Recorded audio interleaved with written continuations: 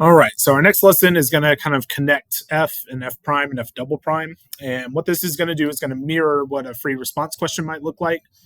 These type of problems show up all the time. One of your 6 questions will absolutely have a graph. Okay, might not be a graph of F prime, but that is a very popular choice for the graph problem on the FRQ. Okay, so what we're really going to focus on here is justifying our answer because it works a little bit differently when you're given a graph of F prime than when you're given an actual equation to work with where you can take derivatives and find the derivatives like we did in our previous lesson. All right, so we are given the graph of F prime. Okay, so circle that if you need to. This is not the graph of F. This is the graph of F prime.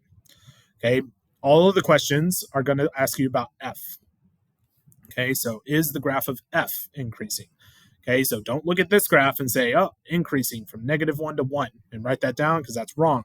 F prime is increasing from -1 to 1, but that's not where F is increasing.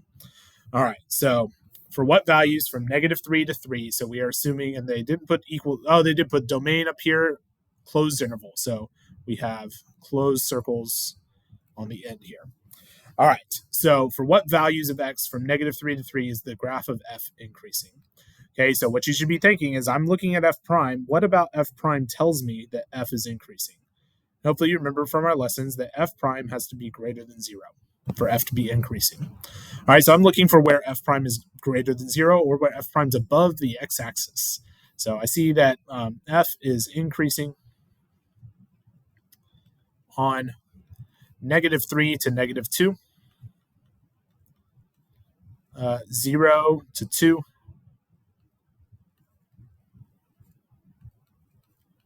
and 2 to 3.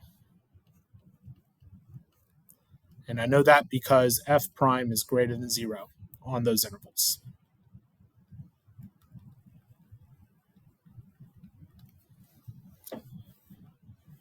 All right, so that works pretty much just like we did in our lesson. We're just looking at a graph. I think we even did one in a previous lesson where we looked at a graph and did that. So same idea there.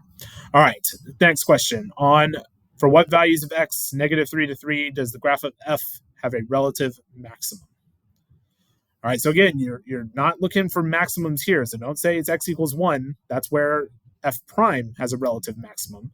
All right, not where F does. So remember, relative maximums occur when F prime changes positive to negative.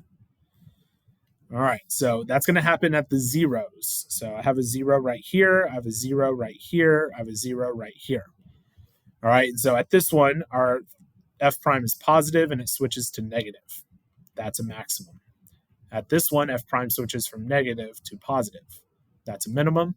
And here, F prime does not switch. It goes positive to positive. So this is none, neither. All right, so we were asked about relative maximum, so we want X equals 2. It does say values of X. We don't have F, so even if they did not say values of X, it'd be impossible to find a Y value. All right, so we just need to report the X value here. So F has a relative maximum at X equals -2, and we know that because F prime changes from positive to negative.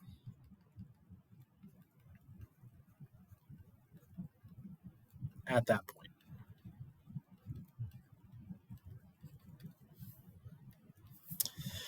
All right, for what values of X on -3 to 3 is the graph of F concave down? Okay, this is where it's going to get a little tricky and going to be a little different than what we've done in our lesson. Okay, so we talked about this in our lesson, but we didn't do a problem where we had to do it this way. So when you see concave down, what should pop into your head is second derivative. Okay, so that should make you think F double prime is less than 0. The problem with that is we cannot refer to F double prime because we can't find F double prime. We can talk about the graph of F prime and that's it. Okay, so because they didn't give us an actual function where we can take derivatives by hand, everything that we mention in our justification has to refer to this graph on our paper. Okay, so we talked about this in our lesson, like I said, that when F double prime is less than 0, that is telling you something about F prime. Okay, F double prime is the derivative of F prime. So if f double prime is less than 0, then f prime is decreasing. And if f prime is decreasing, then f is concave down.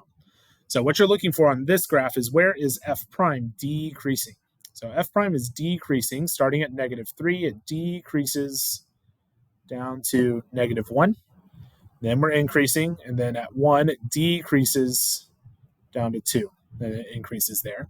So those two intervals, -3 to 1 and 1 to 2. So f is concave down on -3 to -1 and 1 to 2. And the reason is because not f double prime. You're not allowed to say that because f prime is decreasing on those intervals. So make sure on your graph problems, you're always referring to the graph you're looking at on your paper. All right, for what values of x from -3 to 3 does the graph of f have an inflection point? So again, we usually think about f double prime changing sign. But same as the last problem, we're not allowed to refer to f double prime. So what does that tell us about f? Well, so if f double prime is going from positive to negative, then f prime changes increasing to decreasing or decreasing to increasing. Okay, I finally got an answer to my question. I've always wondered, like, could we say that f prime changes direction? And the answer to that question is a resounding no. Okay, so an example that I was given for this of why it's a no is that f could be increasing like this, and then it could go like that. Would this be an inflection point? All right, this is supposed to be horizontal. So it does change direction. It was increasing and now it's flat. Okay, but that is not one of these two. It doesn't go increasing to decreasing. It doesn't go decreasing to increasing. It goes increasing to constant. So this would not be an inflection point. But if I said changes direction, that would still be true for this example. So that's why that's not allowed. So you have to say it this way, increasing to decreasing or decreasing to increasing. All right, so we are looking for locations where that happens. So f prime changes from decreasing to increasing right there. So that's an inflection point. Increasing to decreasing right here. That's an inflection point. Decreasing to increasing right here. That's an inflection point. So there are three of them, x equals -1, x equals 1, and x equals 2. So f has inflection points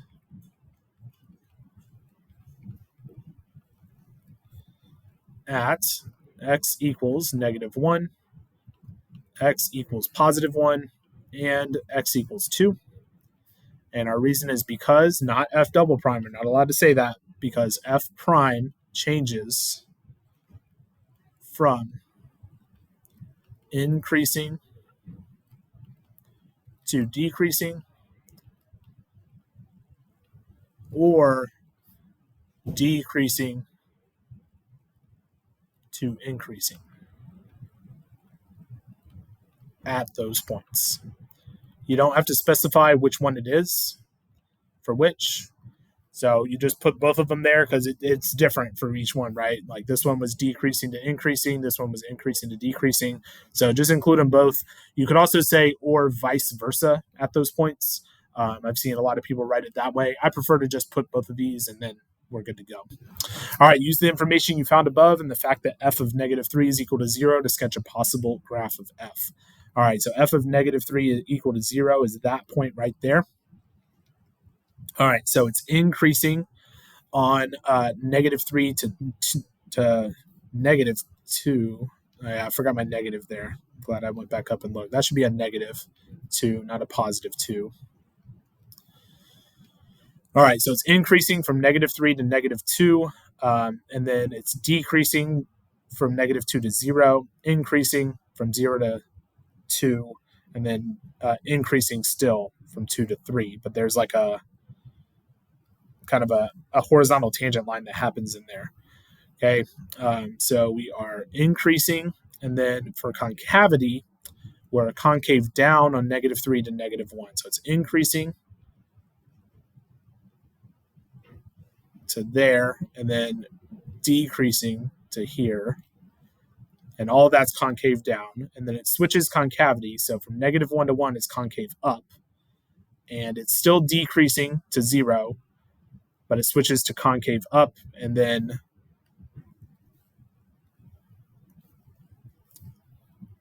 all right, I got to go to lunch, but I'm going to come back and I'm going to do this a little bit better when I come back. All right, I'm back and said I'm going to do this a little better. So I'm going to convert that graph into a number line, a couple of number lines, so we can just kind of see everything a little easier right here. All right, so this number line is going to be f prime. So f prime is equal to 0 at -2, 0, and 2. So those are my critical points. And then f prime is positive, negative, positive, positive around those. So positive, negative, positive, positive. So that tells me that f is increasing, decreasing, increasing, increasing.